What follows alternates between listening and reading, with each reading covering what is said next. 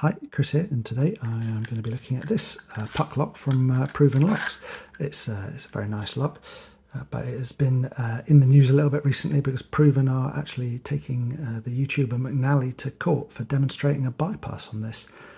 So I will be picking this today and seeing if I can replicate that bypass. Okay, so here we have the lock in the vise. It's operating very smoothly, as you'd expect. There is the key. This has actually got quite a basic disc detainer core in. It'd be suitable for beginners to learn picking disc detainers with. Proven do also sell cores with Abloy Sentry in, which have also got a deadlocked latch, and those would be much more secure if you're actually looking to lock something up with this. I'm going to pick it twice. I'm going to use front tension and rear tension just to demonstrate how you would do that. I'll start with my front tension. I don't need to, but I've actually made a special tip for this because this has got a gated spinner, so I'm going to have to like back the tensioner out as I pick it, and this just makes it easier to not drop off the disc at the back. Let's see what we can do. So it does have very good feedback, this, so it's ideal for someone looking to learn disc detainers.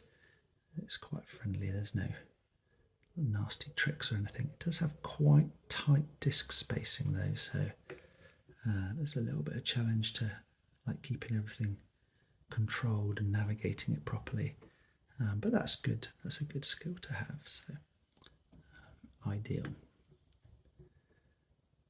Does have got really wide gates as well, so it's very easy to tell when you're in a gate. Okay, so I think that's all of the discs set apart from what I'm tensioning off, so put that right to the back.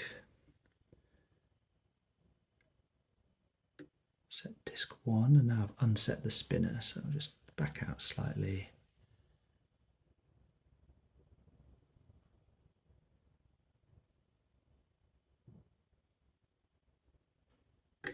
Should be able to set the spinner and lock is open. There we go. So that wasn't too difficult, and it was great fun. It's actually even slightly easier with rear tension because you don't have to do any backing out or anything like that. So I've made a special tip for this one as well, just because there's a little bit of warding in the corners of the keyway.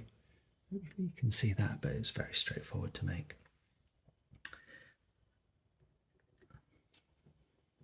Let's check I turned that.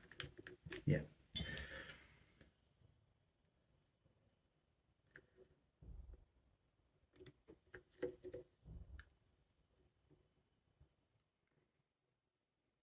Okay.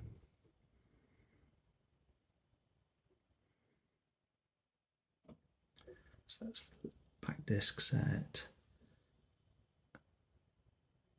And that's the next one up.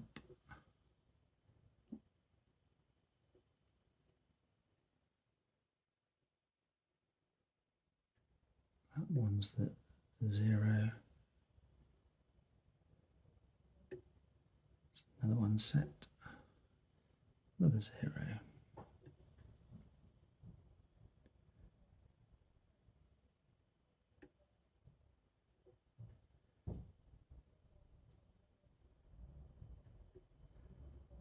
Okay.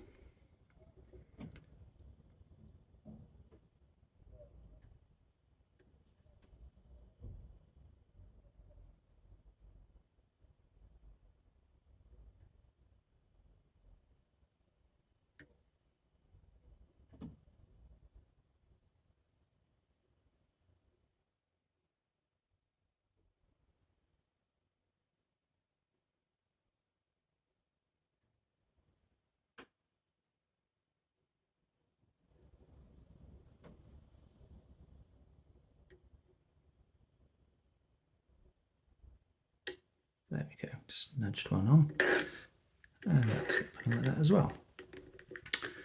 Okay, so yeah, it's a great beginner's disc detainer. It's good fun, no tricks, reasonably straightforward. Okay, well, what about the bypass? After little bit of practice, I have managed to do it a few times. It doesn't feel quite as easy to me as it seems watching it on YouTube or whatever. I don't know whether perhaps McNally has access to better cans than I do. But it's yeah, so takes a little bit of getting used to. I do find sometimes I end up doing it in like 2 goes. See, that's well seated. Obviously it isn't just popping open. Just see if I can work that in a little bit more. There we go. Open. And now that working it in doesn't always go quite to plan. I find that can be a little bit difficult, and here you see me tearing the shim off. Fortunately, if that happens, it's actually quite straightforward to then make a second shim, which can be inserted around the side of the core inside the carrier to finish depressing the latch. And it also has the added benefit that it pulls the core out as you're doing it. So yeah, and I've actually found this is probably the easiest and most reliable way to shim these open, is to do it in 2 steps. The first step just partially depresses the latch, and the second step finishes it off and pulls the core out. It's yeah, quite straightforward, quite reliable.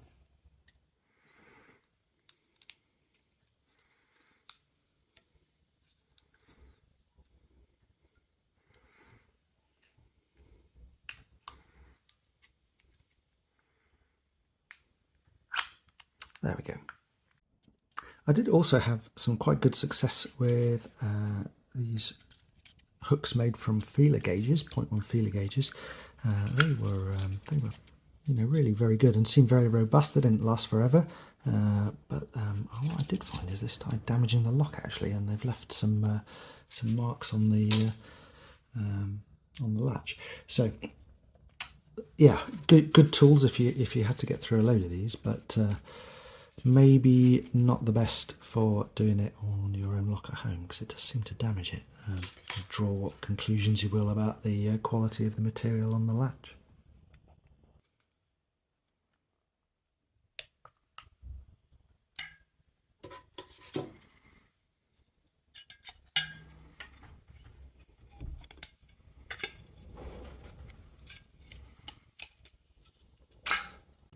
Okay, well, I don't normally comment on how secure locks are, primarily look at these from a sort of lock sport perspective, but in this case I think it is it's worth a bit of discussion. I've spent a bit of time with this lock now, and is it as bad as it might seem? I think honestly no, I don't think it is. I think it's actually quite a nice lock. Fit and finish is very good. It could be a good choice with a better core. The Sentry core that they sell, I think, would turn this into a really quite nice lock actually. The problem is that the core that this particular example has is quite a weak core. It is quite easy to pick, and the shim attack, it took me a little while to get to grips with it, but now that I'm prepared for how to do it, I'm pretty confident I could use that if I was intending to steal someone's trailer, which obviously I'm not. So yeah, a bit disappointing, particularly that shim attack, because it is quite a foreseeable attack. You know, shim attacks on padlock latches is a well-known thing to do.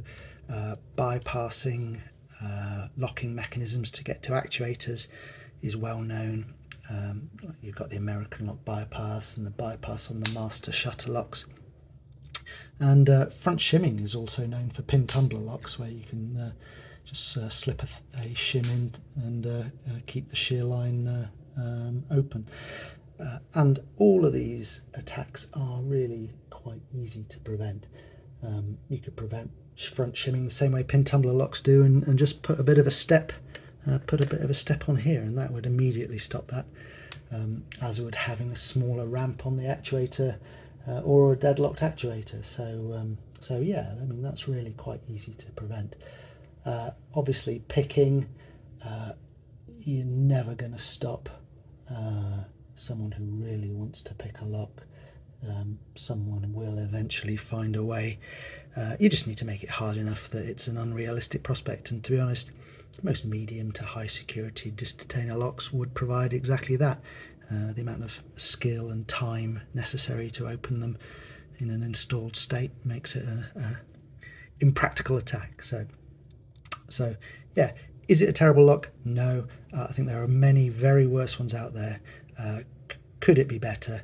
Yeah, absolutely. And putting one of the Sentry cores in there would deliver what I think is a really nice product, actually. Anyway, just my opinion.